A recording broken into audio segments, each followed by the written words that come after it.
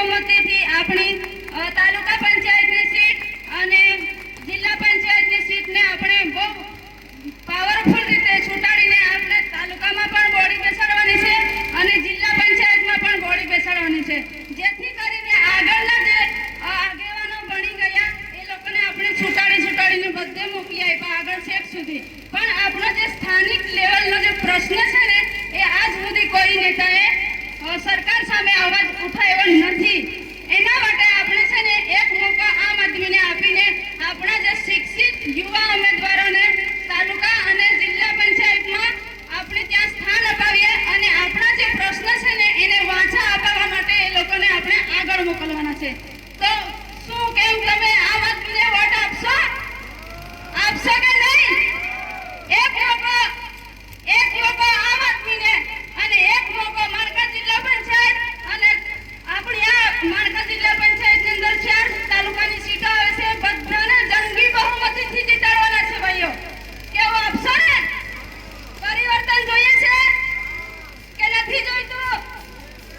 અને આપણને આ નવા પ્રોજેક્ટો લાવે છે, આ જીએમડીસી નું ચાલે છે, આ હાઇડ્રો પાવર પ્રોજેક્ટ નું ચાલે છે, એમાં આપણને સરકાર વિસ્થાપિત કરવા માંગે છે. તમે જવા માંગો છો કે નથી જવા માંગો છો? જે નથી જવા માંગતા બૂમા પાડશે, નહીં જવા માંગતા નહીં પાડતા, હે ને? તો કેવું તમે પરિવર્તન ઈચ્છો છો ને? તો પછી આપણા અહીંયાથી આ હાપેશ્વરથી હમણાં સૌરાષ્ટ્ર સુધી પાણી જાય છે અને આરોગ્ય આપણું અહીંયા તો કોઈ ઠેકાણું જ નથી આરોગ્યનું તો. અને શિક્ષણ તો આપણે અહીંયા તો ઝીરો છે કહેવાય. શિક્ષણ તો ઝીરો જ છે, શિક્ષણ છે જ નથી. કેમ કે જેથી કરીને આ આદિવાસી બધા ભણી જશે ને તો આ સરકાર પાસે જવાબ માંગે. એના માટે આપણને આ સરકાર શિક્ષણ સારું નથી આપતી. એનું બી કારણ છે. અમારી જેવા આમ બોલશે ને તો કે આમ કરી દેશે તેમ કરી દેશે એમ કરીને આપણને બીવડાવશે, પણ આ વખતે બીવાનું નથી. અને આ સૌરાષ્ટ્ર વાળા આપણને ત્યાંથી અહીંથી પાણી લઈ જઈને ત્યાં આપણને ત્યાં ખેતી મજૂરી ગદ્દા મજૂરી કરાવે છે ત્યાં, અને ત્યાં આપણી બેન દીકરીઓની ત્યાં ઇજ્જત પણ લૂંટાઈ છે. આ કેટલું યોગ્ય છે આપણા માટે? નથી ને યોગ્ય? તમારે વિચારવાનું છે. આપણા વિસ્તારનું પાણી ત્યાં જઈને ત્યાંના માણસો માલદાર અને પૈસાદાર થઈ જાય છે અને આપણે ત્યાં જઈને એ લોકોની ગુલામી કરીએ છીએ. અને આ ભાજપ સરકાર કે કોંગ્રેસ હોય કે અન્ય કોઈ બી પાર્ટી હોય એ લોકો આપણને ગુલામી જ કરાવે છે અત્યાર સુધી. હવે નથી સહવાનું. હવે તૈયાર થઈ જવાનું છે કે એક વખત પરિવર્તન આવશે. માણકા જિલ્લા પંચાયત અને માણકા જિલ્લા પંચાયતમાં આવતી 4 સીટોને જંગી બહુમતીથી જીતાડવાની આ તમારે બધાએ સંકલ્પ લેવો પડશે. અને આપણા વિસ્તારમાં આ હમણાં મોબાઈલમાં નવા આરોગ્યના પ્રશ્નો ચાલી રહ્યા છે. ત્યાં આપણા અમુક સ્થાનિક નેતાઓ શું કહે છે કે રોડ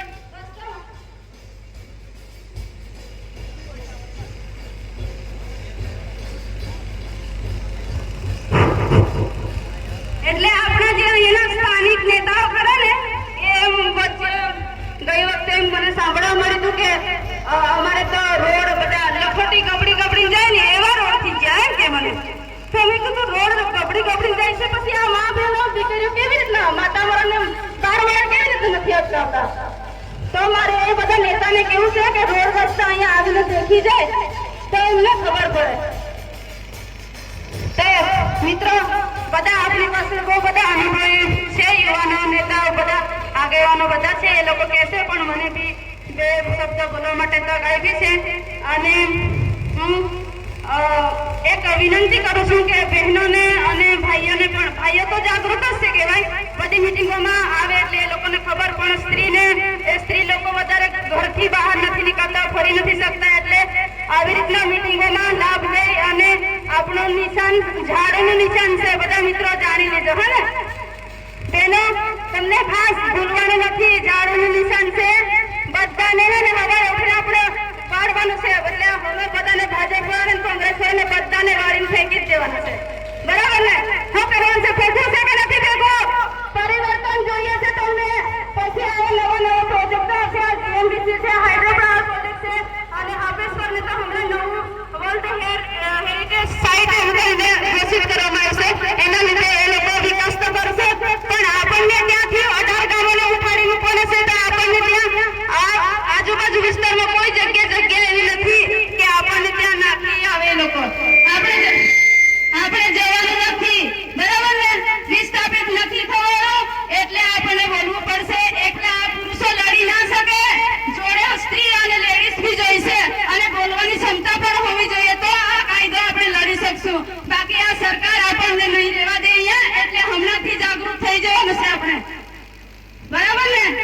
એટલે આ લોકો તો લડશે જ, પણ આપણે મહિલા શક્તિ બી જોડે હોવી જોઈએ, કેમ કે સરકારમાં બી 50% અનામત મહિલા અને 50% અનામત પુરુષોનું છે. તો આપણે ભણેલા ગણેલા યુવાનને આપણે છૂટાડીને તાલુકામાં કે જિલ્લામાં મોકલીએ તો આપણે આપણા પ્રશ્નની રજૂઆત એ લોકો કરી શકશે. નહીં તો આપણે એવા પહેલાથી બધાને છૂટાડીને મોકલીએ છીએ તો કોઈ આપણા પ્રશ્નનું નિરાકરણ નથી લાવતું. એ લોકો બસ પાર્ટીના રોટલા છેકીને એ લોકોનું કર્યા કરે છે, પણ જે આમ જનતાના પ્રશ્નો છે એ લોકો આપણને પૂછે છે કોઈ દિવસ? આપણે 18 વર્ષના થયા ત્યારથી અત્યાર સુધી આપણે વોટ આપીએ છીએ, કોઈ બી પાર્ટીને આપતા હતા, બધી જ પાર્ટીને આપણે આપીએ જ કહેવાય વોટ, પણ એ લોકો આપણા પ્રશ્નોને વાંચા નથી આપતા અને આપણા માટે અવાજ ઉઠાવવા માટે કોઈ રાજી નથી. એટલે આપણે આ વખતે નક્કી કરવાનું છે કે યુવા નેતાઓને છૂટાડીને જિલ્લા પંચાયત અને તાલુકા પંચાયતમાં આપણી બોરી બેસાડીને એ લોકોને આપણા પ્રશ્નોનું નિરાકરણ લાવે, એના માટે એ લોકોને આપણે રજૂઆત કરવાની છે. એટલે તમે બી બધા સક્ષમ થઈ જાઓ અને એક વખત કેજરીવાલને એક મોકો આપવાનો છે. એક વખત એક માળકા જિલ્લા પંચાયત અને માળકા જિલ્લા પંચાયતમાં આવતી બધી ચાર બેઠકને જંગી બહુમતીથી જીતાડીને લાવવાનો છે. બરાબર ને? એક નારો બોલાવીશું, હે લડેંગે લડેંગે લડેંગે. મને અહીંયા મંચ પરથી બોલવા માટે વારા આપ્યો એ બદલ અને તમે બધાએ મારી 5 વાતોને શાંતિથી સાંભળી એ માટે બધાને જોહાર. Thank you. ખૂબ સરસ ગીતાબેન એમનું વક્તવ્ય આપી અને પોતાની વાત પૂર્ણ કરી. આજુબાજુ ઉભેલા જે કઈ નવા માણસો આવ્યા છે એ પોતાનું સ્થાન લઈ લો અને ઢોલવાળા ભાઈઓ આપણી મીટિંગ ચાલુ થઈ ગઈ છે તો આપને નમ્ર વિનંતી છે કે બંધ કરીને થોડી વાર શાંતિથી મીટિંગને નિહાળીશું. આપણા ધારાસભ્ય શ્રી ચૈતરભાઈ વસાવા ટૂંક સમયમાં આવવાના છે તો એમના સ્વાગત માટે આપણે ઢોલ નગારા લઈને નીકળીશું, પણ અત્યારે પૂરતું સીમિત છે કે બસ હવે થોડી વાર બંધ કરી રાખો. હવે કાર્યક્રમને આગળ વધારતા છોટાઉદેપુર આમ આદમી પાર્ટીના લોકસભાના ઇન્ચાર્જ મુકેશભાઈ બારિયાને હું વિનંતી કરું છું કે પોતાનું વક્તવ્ય સભાને સંબોધન કરશે. મુકેશભાઈ સાહેબ.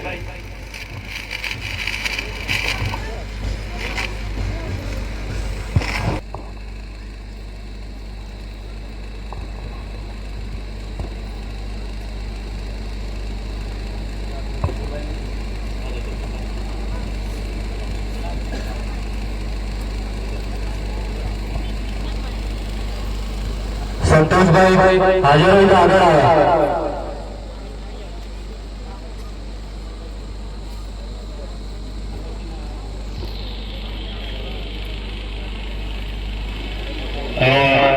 રમણભાઈ હાફેશ્વર હાજર હોય તો આગળ આવે.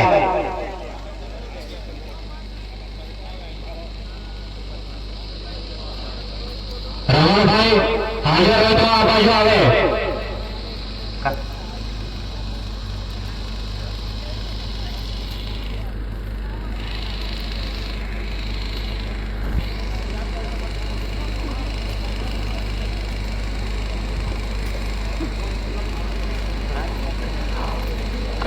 હાફેશ્વરથી કમસિંગભાઈ હોય તો આગળ આવે. કમસિંગભાઈ હાફેશ્વર તાલુકા પંચાયતના ઉમેદવાર કમસિંગભાઈ પોતાનું વક્તવ્ય રજૂ કરશે. કમસિંગભાઈ.